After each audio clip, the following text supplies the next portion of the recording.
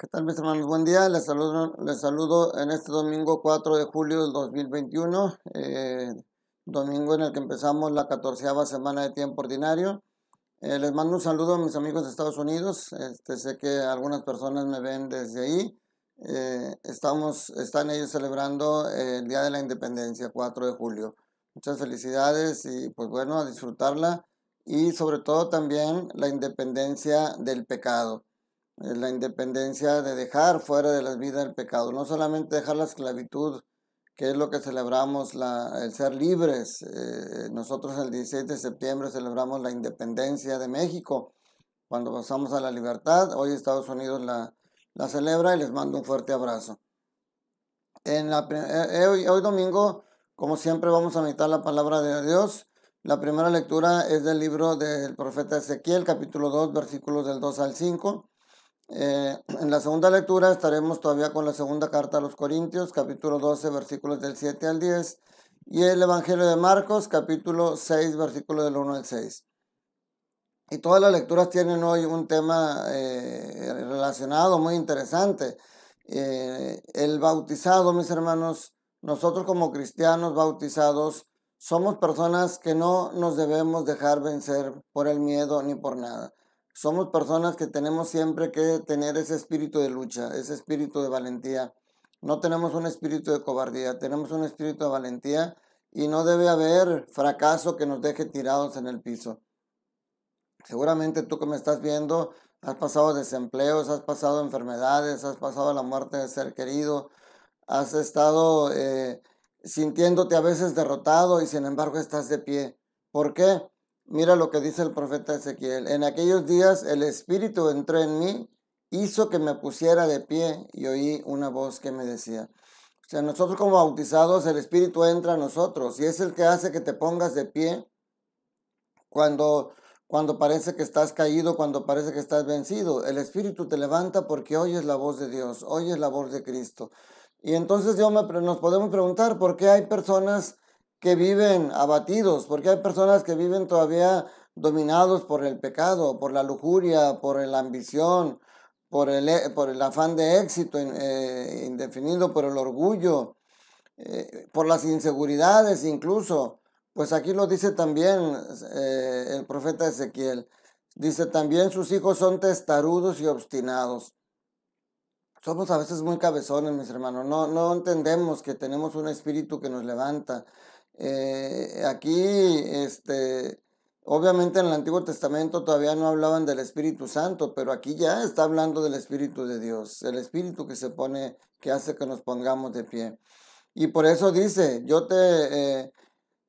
a ellos te envío para que les comuniques mis palabras y ellos, te escuchen o no, porque son una raza rebelde, sabrán que hay un profeta en medio de ellos, te escuchen o no. O sea, Dios sabe que no siempre es escuchado. La palabra de Dios no siempre es bien aceptada porque a veces pone el dedo en la llaga, pone el dedo donde nos lastima porque no queremos a veces reconocer el mal que hacemos. Pero lo acepten o no, hay un Dios. Lo acepten en Dios, hay un profeta. Hay alguien que siempre va a estar hablándote de Dios y ojalá que tú seas uno de esos profetas que hablen de Dios con su comportamiento y con su testimonio y, por qué no, también con sus palabras.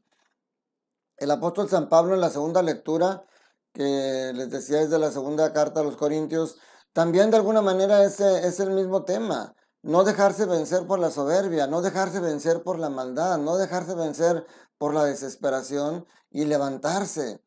Dice San Pablo una situación muy extraña que ya la hemos meditado. Dice, llevo una espina clavada en mi carne, un enviado de Satanás que me abofetea para humillarme. O sea, no sabemos, San Pablo no explica en ninguna carta, en ningún escrito. Hay quien dice que era una enfermedad de la piel, hay quien dice que era epilepsia, hay quien dice, no se sabe en realidad qué es, pero solamente Pablo. Así nosotros, mi hermano, no sabemos qué hay en tu corazón. A veces te vemos sonriente. Ustedes a veces me ven sonriente, me ven alegre porque soy cristiano, porque tengo a Dios en mi corazón y nada me quita la alegría que Dios me ha dado. Pero traigo una espina clavada en mi corazón y a veces a lo mejor ustedes no se dan cuenta. Y así también nosotros te podemos ver alegre, te podemos ver como si nada y traes algo que te corroe, una espina, algún dolor por algún problema familiar, algo y no lo sabemos. ¿Por qué? Porque Dios permite eso. Dice, fíjense simplemente lo que dice aquí San Pablo. 3 veces le he pedido al Señor que me libre de esto, pero Él me ha respondido, te basta mi gracia. Y sobre todo le dice, porque mi poder se manifiesta en la debilidad. O sea, te basta mi gracia. Dios no prometió quitarnos los problemas, Dios no prometió quitarnos las enfermedades, Dios no prometió quitarnos las angustias simplemente así porque sí. Pero sí nos prometió estar con nosotros porque cuando nosotros sentimos que no podemos con una situación, es el mismo Jesús quien nos levanta. Por eso dice San Pablo, fíjense, de buena gana prefiero gloriarme de mis debilidades para que se manifieste en mí el poder de Cristo. San Pablo puede gloriarse de todos los éxitos que ha tenido, puede gloriarse de tantas conversiones, tantas comunidades cristianas que dejó en Éfeso, en Corintio, en Galacia, en muchas partes, y él puede sentirse orgulloso de eso, pero él dice, prefiero gloriarme en mis debilidades. Así somos los cristianos. El éxito no es el que nos hace fuertes, mi hermano. Claro que los éxitos los disfrutamos y los gozamos porque también son parte de lo que Dios nos ayuda a conseguir. Pero lo que nos hace fuertes son aquellos fracasos de los que nos levantamos. Los que nos hace fuertes son las veces que nos hemos caído, que nos hemos fracasado, que hemos sentido dolores, porque eso nos hace fuertes. ¿Saben por qué? Porque cuando tu fortaleza empieza a disminuir, la de Cristo empieza a crecer. Y entonces ya no eres tú quien está cargando esa cruz, ya no eres tú quien está sufriendo ese fracaso, es Cristo quien junto contigo lo sufre y te levanta, así como cargó la cruz por nosotros, carga la cruz de tu dolor, la cruz de tu enfermedad, la cruz, y por eso Él es el que te da el consuelo, Él es el que te da la paz, Él es el que te da la tranquilidad, porque no permite que pases todas esas situaciones tú solo. Por eso termina diciendo San Pablo, fíjate, dice, tuvo que pasar debilidades, insultos, necesidades, persecuciones, dificultades por causa de Cristo, pero no se dejó vencer nunca por eso, porque sabía que la presencia de Dios estaba a su lado. Por eso dice, porque cuando soy más débil, soy más fuerte. Esto es algo que la razón no entiende y que la gente racional, la gente que no tiene a Dios en su corazón, no lo entiende. ¿Cómo vas a ser más fuerte cuando estás más débil? Pues sí, precisamente por lo que les decía ahorita. Cuando yo soy más débil, la fortaleza de Dios es la que actúa y no solamente la mía. Y miren cómo en el Evangelio de Marcos también Jesús nos demuestra que no hay que dejarse vencer por sentirse rechazado, por sentirse no comprendido.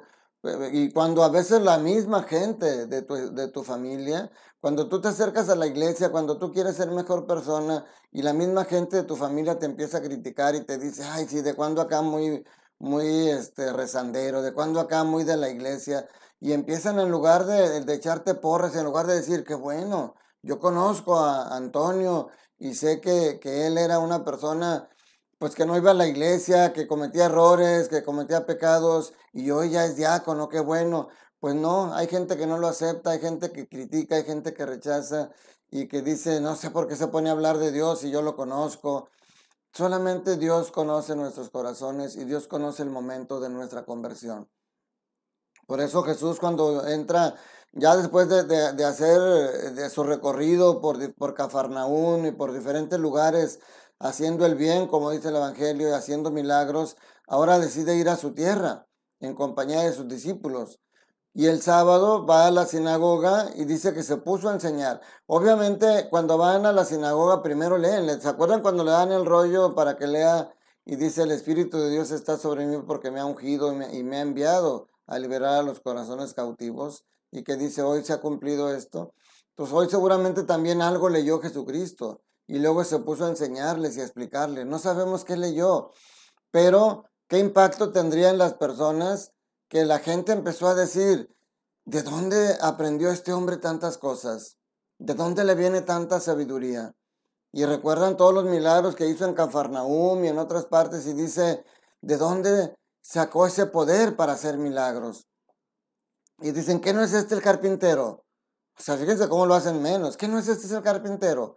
El hijo de María, el hermano de Santiago, Simón, José, Judas. No conocemos a toda su parentela. O sea, porque ellos creen que lo conocen, porque lo vieron crecer, no creen que Dios esté obrando en él. Y entonces dice aquí que no pudo hacer ahí ningún milagro.